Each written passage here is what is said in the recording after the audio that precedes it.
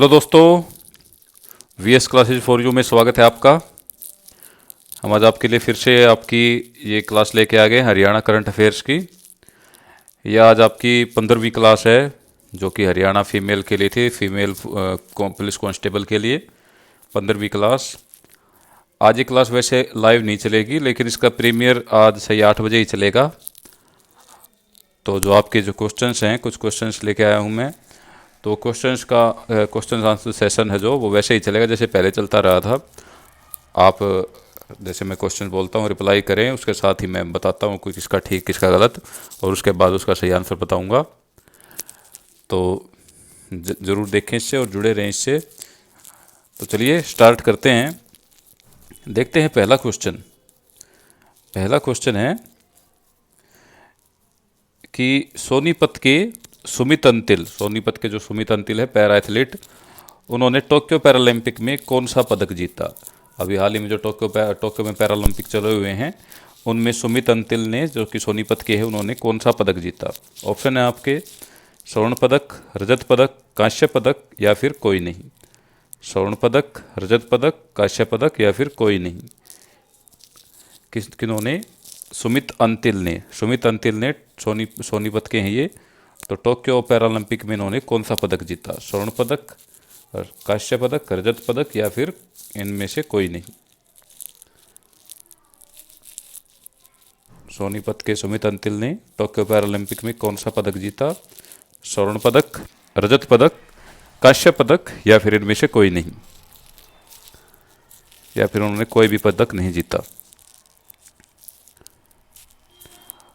तो इसका आंसर है स्वर्ण पदक। सोनीपत के सुमित अंतिल ने पैरालंपिक में कौन सा मेडल जीता है? उन्होंने जीता है स्वर्ण पदक। स्वर्ण पदक जीता उन्होंने कौन से गेम में जीता है? तो वो जीता है उन्होंने जेवलिन थ्रो में। उन्होंने स्वर्ण पदक जीता है। ये सोनीपत के खेवड़ा गांव के हैं। सोनीपत के खेवड़ा गांव के सुमित अंतिल, उन्होंने जेवलिन थ्रो में स्वर्ण पदक जीता है। अभी हाल ही में जो टोक्यो ओलंपिक हुए थे, उसमें नीरज चोपड़ा ने स्वर्ण पदक जीता था, और अब हरियाणा के ही सोनीपत के खेवड़ा गांव के सुमित अंतिल ने जेवलिन थ्रो में स्वर्ण पदक जीता है। तो किन्होंने? सोनीपत के सुमित अंतिल ने स्वर्ण पदक जेवलिन थ्रो में। चलिए अगला क्वेश्चन है। अगला है कि बहादुरगढ़ के योगेश कथुनिया ने टोक्यो पैरालंपिक में कौन सा पदक जीता? बहादुरगढ़ के योगेश कथुनिया ने टोक्यो पैरालंपिक में कौन सा पदक जीता? ऑप्शन है आपके स्वर्ण पदक, रजत पदक, कांस्य पदक या फिर इनमें से कोई नहीं, या उन्होंने कोई पदक ही नहीं जीता। बहादुरगढ़ के योगेश कथुनिया ने टोक्यो पैरालंपिक में कौन सा पदक जीता? Gold medal, silver medal, bronze medal या फिर कोई भी नहीं। कौन सा मेडल जीता है योगेश कथुनिया ने टोक्यो पैरालंपिक में? बहादुरगढ़ से संबंध रखते हैं ये। गोल्ड मेडल जीता है, सिल्वर मेडल जीता है, ब्रॉन्ज मेडल जीता है या फिर कोई भी मेडल नहीं जीता। किन्होंने? बहादुरगढ़ के योगेश कथुनिया ने। बताइए इसका, बहादुरगढ़ के योगेश कथुनिया ने कौन सा जीता है? तो बहादुरगढ़ के योगेश कथुनिया ने जीता है रजत पदक। कौन सा जीता है? रजत पदक इन्होंने जीता। सिल्वर मेडल जीता है इन्होंने। ये बहादुरगढ़ की राधा कॉलोनी के निवासी हैं। कहाँ के हैं? बहादुरगढ़ की राधा कॉलोनी के रहने वाले हैं ये। और इन्होंने डिस्कस थ्रो में रजत पदक जीता है। किस में जीता है? डिस्कस थ्रो में जीता है इन्होंने। योगेश कथुनिया बहादुरगढ़ की राधा कॉलोनी के रहने वाले, इन्होंने डिस्कस थ्रो में सिल्वर मेडल जीता है।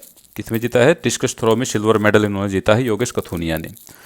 और जो हरियाणा के सीएम हैं, उन्होंने साथ ही घोषणा की है कि ओलंपिक की तर्ज पर इन दोनों को ही सरकार, जैसे जो स्वर्ण पदक विजेता है सुमित अंतिल, इनको 6 करोड़ और रजत पदक विजेता योगेश कथुनिया को 4 करोड़ रुपए का इनाम देंगे। मतलब इनको 6 और 4 करोड़ का इनाम इनको दिया जाएगा। हरियाणा के मुख्यमंत्री मनोहर लाल खट्टर ने यह घोषणा की है। किन्होंने की है? हरियाणा के मुख्यमंत्री मनोहर लाल खट्टर ने क्या घोषणा की है कि जो ये पैरालंपिक में जिन्होंने ये पदक जीते, पदक विजेता सुमित अंतिल और योगेश कथुनिया को, दोनों को 6 करोड़ और 4 करोड़ रुपए देने की उन्होंने घोषणा की है। चलिए अगला क्वेश्चन देखते हैं। अगला क्वेश्चन है कि हिसार एयरपोर्ट का नाम, हिसार का जो एयरपोर्ट है उसका नाम किसके नाम पर रखा गया है? हिसार एयरपोर्ट का नाम किसके नाम पर रखा गया है? ऑप्शन है आपके चौधरी भजनलाल, महाराजा रणजीत सिंह, चौधरी बंसीलाल या फिर महाराजा अग्रसेन। हिसार के जो एयरपोर्ट है उसका क्या नाम रखा गया है, हिसार के एयरपोर्ट का नाम क्या रखा गया है? ऑप्शन है आपके चौधरी भजनलाल एयरपोर्ट, महाराजा रणजीत सिंह, चौधरी बंसीलाल या फिर महाराजा अग्रसेन। बताइए किसके नाम पर रखा गया है हिसार एयरपोर्ट का नाम? चौधरी भजनलाल के नाम पर, महाराजा रणजीत सिंह के नाम पर, चौधरी बंसीलाल के नाम पर या फिर महाराजा अग्रसेन के नाम पर।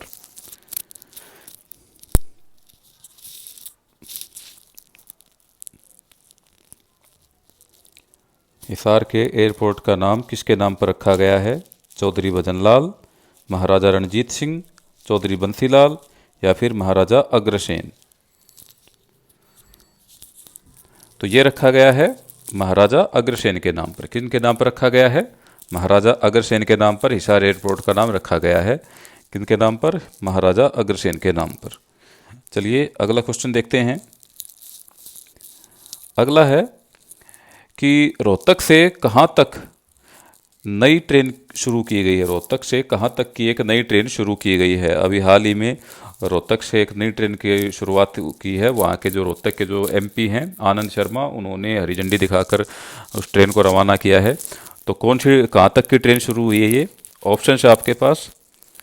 Number 1 Agartala, number 2 Darjeeling, number 3 Thiruvananthapuram, number 4 Bhubaneswar. 4 option है आपके। अगरतला, दार्जिलिंग, तिरुवनंतपुरम, भुवनेश्वर। अगरतला त्रिपुरा की राजधानी, दार्जिलिंग कोलकाता में, तिरुवनंतपुरम केरला की राजधानी, भुवनेश्वर उड़ीसा की राजधानी। तो कहाँ तक की ट्रेन अब रोहतक से होते हुए जाएगी?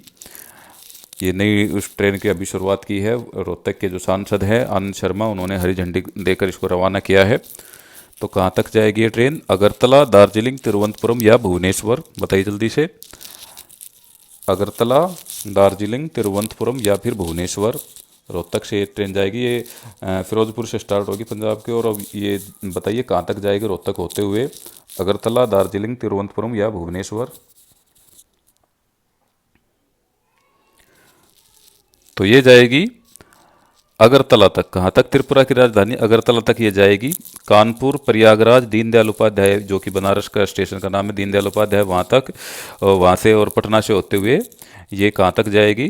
त्रिपुरा की राजधानी अगरतला तक ये जाएगी। ये चलेगी कहाँ से? फिरोजपुर से चलेगी और रोहतक, हरियाणा के रोहतक से होते हुए कानपुर, प्रयागराज, दीनदयाल उपाध्याय, बनारस और पटना से होते हुए फिर ये जाएगी कहाँ तक? अगरतला तक। त्रिपुरा की राजधानी अगरतला तक ये जाएगी नई ट्रेन, जिसको जो रोहतक के जो एमपी हैं आनंद शर्मा, उन्होंने इसको हरी झंडी देकर रवाना किया है। चलिए अगला क्वेश्चन है कि हरियाणा सरकार ने राज्य में किस वर्ष तक बागवानी को 2 गुना करने का लक्ष्य रखा है? बागवानी के क्षेत्र में जो हरियाणा की सरकार बहुत अच्छा कार्य कर रही है, तो उन्होंने किस वर्ष तक बागवानी को 2 गुना करने का लक्ष्य रखा है हरियाणा में? ऑप्शन आपके 2022 तक, 2025 तक, 2030 तक या फिर 2034 तक। 2022, 2025, 2030 या फिर 2034। बताइए कि हरियाणा सरकार ने राज्य में किस वर्ष तक बागवानी को 2 गुना करने का लक्ष्य रखा है? बागवानी क्षेत्र को 2 गुना करने का लक्ष्य रखा है हरियाणा सरकार ने राज्य में। कौन से वर्ष तक रखा है बताइए? 2022 तक, 2025 तक, 2030 तक या फिर 2034 तक। 2022, 25, 30, 34 बागवानी को 2 गुना करने का लक्ष्य है। 2022, 25, 30 या फिर 34। 22, 25, 30 या फिर 34। 2022, 2025, 2030 या फिर 2034। कब तक का लक्ष्य रखा है हरियाणा सरकार ने राज्य में बागवानी को 2 गुना करने का? तो ये लक्ष्य रखा उन्होंने 2030 तक का। कब तक का रखा है? 2030 तक का इन्होंने लक्ष्य रखा हरियाणा सरकार ने। बागवानी क्षेत्र को 2 गुना और बागवानी उत्पादन को 3 गुना। कौन सा लक्ष्य है कि जो बागवानी क्षेत्र को तो 2 गुना करने का लक्ष्य है 2030 तक, और बागवानी उत्पादन को 3 गुना करने का हरियाणा सरकार का लक्ष्य है। कब तक? 2030 तक। 2030 तक का ये लक्ष्य है। चलिए अगला क्वेश्चन है, देश की पहली पद्मश्री और द्रोणाचार्य पुरस्कार से सम्मानित महिला कौन है? देश की पहली पद्मश्री और द्रोणाचार्य पुरस्कार से सम्मानित महिला कौन है, जिसको ये दोनों ही पुरस्कार मिले हैं, पद्मश्री और द्रोणाचार्य, पद्मश्री और द्रोणाचार्य पुरस्कार दोनों ही मिले हैं। तो देश की पहली महिला ऐसी कौन सी है? ऑप्शन है आपके विजय लक्ष्मी, सुनीता यादव, डॉक्टर सुनील डबास या फिर रेखा सैनी। विजय लक्ष्मी, सुनीता यादव, डॉक्टर सुनील डबास या फिर रेखा सैनी। भारत की पहली महिला जिनको पद्मश्री और द्रोणाचार्य अवार्ड दोनों ही मिले हैं, पद्मश्री और द्रोणाचार्य अवार्ड दोनों ही मिले हैं, ऐसी पहली महिला कौन है भारत की? ऑप्शन है आपके विजय लक्ष्मी, सुनीता यादव, डॉक्टर सुनील डबास या फिर रेखा सैनी। बताइए, विजय लक्ष्मी, सुनीता यादव, डॉक्टर सुनील डबास या फिर रेखा सैनी। भारत की पहली महिला जिनको पद्मश्री और द्रोणाचार्य अवार्ड दोनों ही मिले हैं, विजय लक्ष्मी, सुनीता यादव, डॉक्टर सुनील डबास या फिर रेखा सैनी। तो इसका आंसर है डॉक्टर सुनील डबास। कौन है डॉक्टर सुनील डबास? डॉक्टर सुनील डबास वो जो भारत की जो कबड्डी टीम है, महिला कबड्डी टीम, उसकी कोच हैं। और उनको ये जो द्रोणाचार्य का जो अवार्ड है वो मिला था 2012 में, और पद्मश्री का मिला था 2014 में भारत सरकार के द्वारा। कब? 2012 में द्रोणाचार्य का और 2014 में इनको मिला था पद्मश्री। तो ये भारत की पहली महिला जिनको ये दोनों अवार्ड मिले हैं, और ये भारतीय महिला कबड्डी टीम की कोच हैं।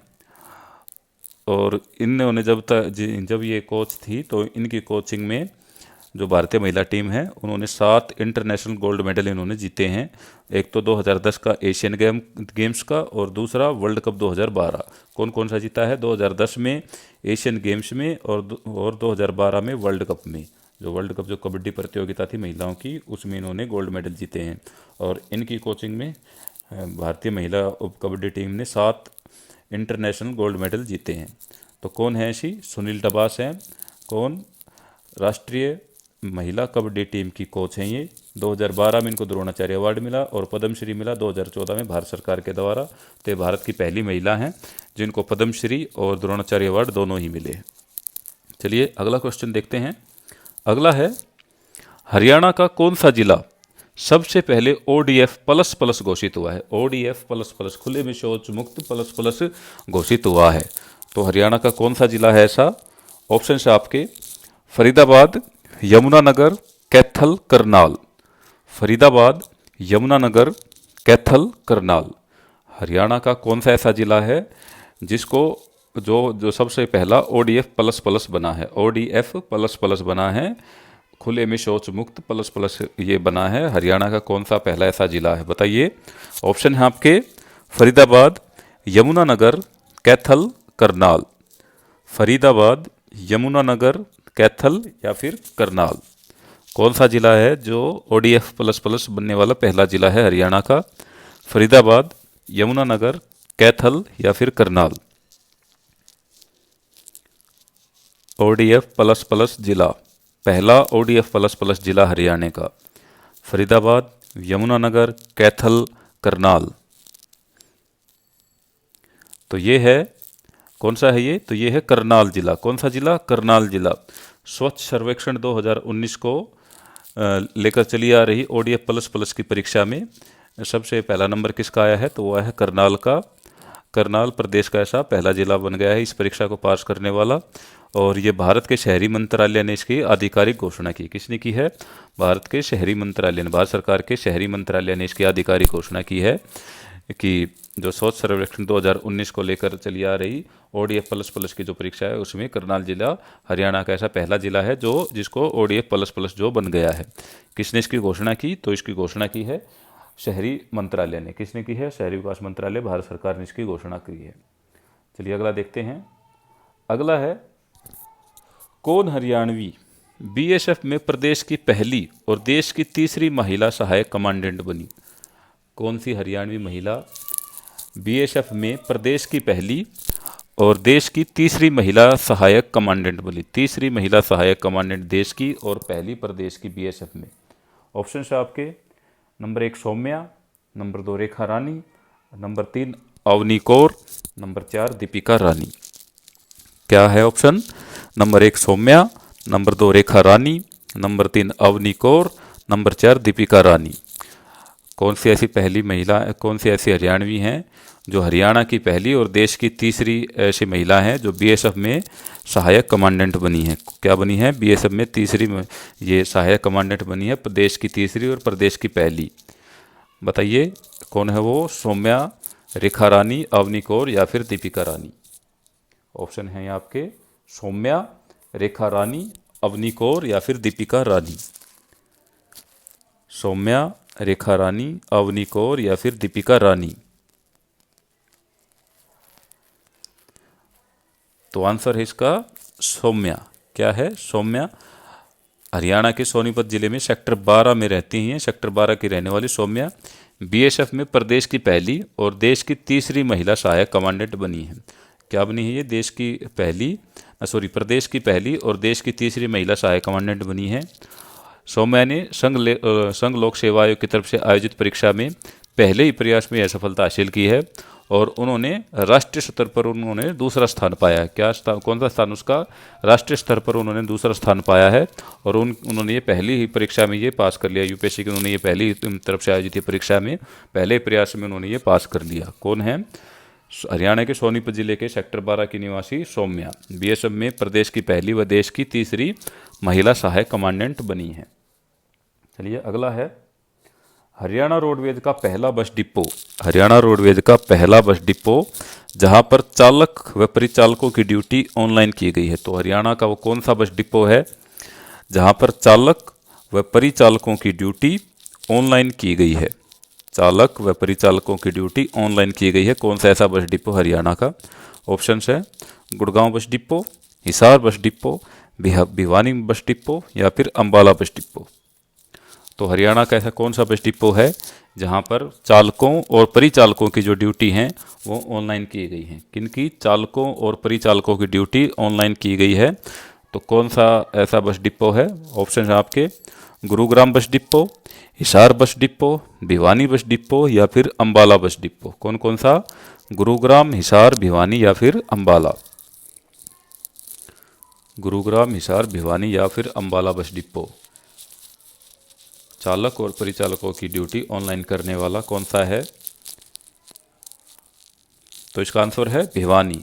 कौन सा है? Bhiwani bus depot. Bhiwani bus depot है इसका आंसर। भिवानी बस डिपो प्रदेश का पहला ऐसा बस डिपो जहां पर चालक और परिचालकों की ड्यूटी ऑनलाइन की गई है। चलिए नेक्स्ट क्वेश्चन है। नेक्स्ट है कि हरियाणा में कहां पर प्रधानमंत्री नरेंद्र मोदी ने श्री कृष्ण आयुष विश्वविद्यालय की आधारशिला रखी? श्री कृष्ण आयुष विश्वविद्यालय की आधारशिला रखी है प्रधानमंत्री नरेंद्र मोदी ने। तो कहां पर रखी है ये? ऑप्शन है आपके गुरुग्राम, फरीदाबाद, यमुनानगर या फिर कुरुक्षेत्र। गुरुग्राम, फरीदाबाद, यमुनानगर या फिर कुरुक्षेत्र। बताइए कि प्रधानमंत्री नरेंद्र मोदी ने हरियाणा के कौन से जिले में श्री कृष्ण आयुष विश्वविद्यालय की आधारशिला रखी है? श्री कृष्ण आयुष विश्वविद्यालय की आधारशिला रखी है प्रधानमंत्री नरेंद्र मोदी ने हरियाणा में। तो कहाँ पर रखी है? ऑप्शन है आपके गुरुग्राम, फरीदाबाद, यमुनानगर, कुरुक्षेत्र। गुरुग्राम, फरीदाबाद, यमुनानगर या फिर कुरुक्षेत्र। गुरुग्राम, फरीदाबाद, यमुनानगर या फिर कुरुक्षेत्र। तो ये रखी है कहाँ पर? कुरुक्षेत्र में। कहाँ पर? कुरुक्षेत्र में ये रखी है। कहाँ पे? कुरुक्षेत्र में। प्रधानमंत्री नरेंद्र मोदी ने 12 फरवरी 2019 को विश्व के पहले श्री कृष्ण आयुष विश्वविद्यालय की जो आधारशिला रखी है कहाँ पर? कुरुक्षेत्र के फतेहपुर में। कहाँ पर? कुरुक्षेत्र के फतेहपुर में ये रखी है। किसने? प्रधानमंत्री नरेंद्र मोदी ने 12 फरवरी 2019 को। चलिए अगला है कि प्रधानमंत्री नरेंद्र मोदी ने हरियाणा के किस जिले में वॉर मेमोरियल की आधारशिला रखी है? वॉर मेमोरियल की आधारशिला प्रधानमंत्री नरेंद्र मोदी ने हरियाणा के किस जिले में रखी? किसकी आधारशिला? वॉर मेमोरियल की। ऑप्शन है आपके पानीपत में, अंबाला में, कैथल में या फिर रेवाड़ी में। पानीपत में, अंबाला में, कैथल में या फिर रेवाड़ी में। प्रधानमंत्री नरेंद्र मोदी ने हरियाणा के किस जिले में वॉर मेमोरियल की आधारशिला रखी है? ऑप्शन हैं आपके पानीपत, अंबाला, कैथल, रेवाड़ी। पानीपत, अंबाला, कैथल या फिर रेवाड़ी। वार मेमोरियल की आधारशिला प्रधानमंत्री नरेंद्र मोदी ने रखी, कहाँ पर रखी है? पानीपत में, अंबाला में, कैथल में या फिर रेवाड़ी में? पानीपत, अंबाला, कैथल, रेवाड़ी। तो आंसर है इसका पानीपत में। कहाँ पर रखी है? पानीपत में। 12 फरवरी 2019 को आधारशिला रखी है प्रधानमंत्री नरेंद्र मोदी ने। कहाँ पर रखी है? पानीपत में। जो पानीपत की जो लड़ाइयाँ हुई थी उसमें उन्होंने एक म्यूजियम की वहाँ पर आधारशिला रखी है, उसको वार मेमोरियल की वहाँ पर इन्होंने आधारशिला रखी। कहाँ पर? पानीपत में, 12 फरवरी 2019 को। चलिए नेक्स्ट देखते हैं। नेक्स्ट है कि हाल ही में हुए एक सर्वे के मुताबिक भारत में सबसे अधिक टीबी के मरीज कहाँ पर हैं? टीबी के मरीज, क्षय रोग के मरीज भारत में सबसे अधिक कहाँ पर हैं? टीबी के मरीज कहाँ पर हैं भारत में? ऑप्शन है आपके दिल्ली में, चंडीगढ़ में, फरीदाबाद में या फिर हिसार में। भारत में टीबी के सर्वाधिक मरीज कहाँ पर हैं? दिल्ली, चंडीगढ़, फरीदाबाद, हिसार। दिल्ली, चंडीगढ़, फरीदाबाद या फिर हिसार। सर्वे के अनुसार भारत में टीबी के सर्वाधिक मरीज कहाँ पर है? टीबी के सर्वाधिक मरीज, क्षय रोग के सर्वाधिक मरीज दिल्ली, चंडीगढ़, फरीदाबाद या फिर हिसार। दिल्ली, चंडीगढ़, फरीदाबाद या फिर हिसार, कहाँ पर हैं टीबी के सर्वाधिक मरीज सर्वे के अनुसार? तो ये हैं कहाँ पर सबसे अधिक? चंडीगढ़ में। कहाँ पर हैं? चंडीगढ़ में। ऑप्शन 2 चंडीगढ़ में है सबसे अधिक टीबी के मरीज। कहाँ पर? चंडीगढ़ में। चलिए अगला क्वेश्चन देखते हैं। अगला है कि पहले सरस्वती महोत्सव का आयोजन कहाँ पर किया गया? जो हरियाणा में जो सरस्वती महोत्सव हुआ था, तो पहले सरस्वती महोत्सव का आयोजन हरियाणा में कहाँ पर किया गया था? पहले सरस्वती महोत्सव का आयोजन। ऑप्शन है आपके नंबर 1 पिहोवा, थानेसर, तरावड़ी या फिर छछरौली। पिहोवा, थानेसर, तरावड़ी या फिर छछरौली। पहले सरस्वती महोत्सव का आयोजन हरियाणा में कहाँ पर किया गया था? ऑप्शन है पिहोवा, थानेसर, तरावड़ी या फिर छछरौली। पिहोवा, थानेसर, तरावड़ी या फिर छछरौली। पहले सरस्वती महोत्सव का आयोजन हरियाणा में कहाँ पर किया गया था? पिहोवा, थानेसर, तरावड़ी या फिर छछरौली। तो इसका आंसर है पिहोवा में। कहाँ पर? पिहोवा में। 18 से 22 जनवरी 2018 तक पहला जो आयोजन हुआ था वो कब हुआ था? 2018 में हुआ था। 18 से 22 जनवरी 2018 में तक कहाँ पर? पिहोवा में। कहाँ पर हुआ था? कुरुक्षेत्र के पिहोवा में हुआ था। 18 से 22 जनवरी 2018 तक कहाँ पर हुआ था? कुरुक्षेत्र के पिहोवा में। चलिए अगला क्वेश्चन है, हरियाणा में कब तक सरकारी बसों और वाहनों को इलेक्ट्रिक करने का लक्ष्य रखा गया है? हरियाणा सरकार ने कब तक जो सरकारी जो रोडवेज की जो बसें हैं उनको और अन्य सरकारी जो वाहन हैं उनको कब तक इलेक्ट्रिक करने का लक्ष्य रखा है? इलेक्ट्रिक करने का उन्होंने लक्ष्य रखा है। तो कब तक का लक्ष्य रखा है आप हरियाणा सरकार ने? ऑप्शन है आपके 2025, 2027, 2029 या फिर 2031। 2025, 2027, 2029 या 2031। हरियाणा सरकार ने कब तक सरकारी बसों और वाहनों को इलेक्ट्रिक करने का लक्ष्य रखा है? इलेक्ट्रिक व्हीकल चलेंगे हरियाणा में, तो कब तक का ये लक्ष्य रखा है? सबसे पहले ये सरकारी जो बस है इनको, तो कब तक का लक्ष्य है ये? ऑप्शन है आपके 2025, 27, 29 या फिर 31। 2025, 27, 29 या फिर 31। 2025 तक, 2027 तक, 2029 तक या फिर 2031 तक इलेक्ट्रिक वाहन। तो आंसर है इसका 2029 तक। कब तक? 2029 तक, 29 तक। हरियाणा में 2029 तक डीजल से चलने वाली बसों की जो जगह है वो कौन लेंगी? वो लेंगी इलेक्ट्रिक बसें उनकी जगह ले लेंगी। और प्रदेश सरकार ने अपने लक्ष्य को हासिल करने के प्रयास भी स्टार्ट कर दिए हैं। और अभी आपको पता होगा जैसे गुड़गांव में भी ये बस स्टार्ट की हैं, तो इसी कड़ी में गुरुग्राम और फरीदाबाद की मौजूदा सभी बसें हटाकर उनकी जगह 2024 तक केवल इलेक्ट्रिक बसें ही दिखेंगी। मतलब गुरुग्राम और फरीदाबाद ने सबसे पहले स्टार्ट किया है और इन जिलों में सबसे पहले 2024 तक कौन सी बसें रह जाएंगी? केवल डीजल बसों की जगह इलेक्ट्रिक बसें वहाँ पर रह जाएंगी। और कब तक का लक्ष्य रखा है हरियाणा सरकार ने? तो ये लक्ष्य है हरियाणा सरकार का 2029 तक इलेक्ट्रिक बसें करने का है। सरकारी जो बसें हैं और सरकारी अन्य वाहन उनका कब तक का? 2029 तक का। चलिए अगला क्वेश्चन है, लास्ट क्वेश्चन, कि हरियाणा में ओल्ड बॉय के नाम से कौन जाने जाते हैं? ओल्ड बॉय हरियाणा में किनको कहा जाता है? ऑप्शन है आपके महावीर फोगाट, महाबली सतपाल, रामफल फोगाट या फिर इनमें से कोई नहीं। महावीर फोगाट, महाबली सतपाल, रामफल फोगाट या फिर इनमें से कोई नहीं।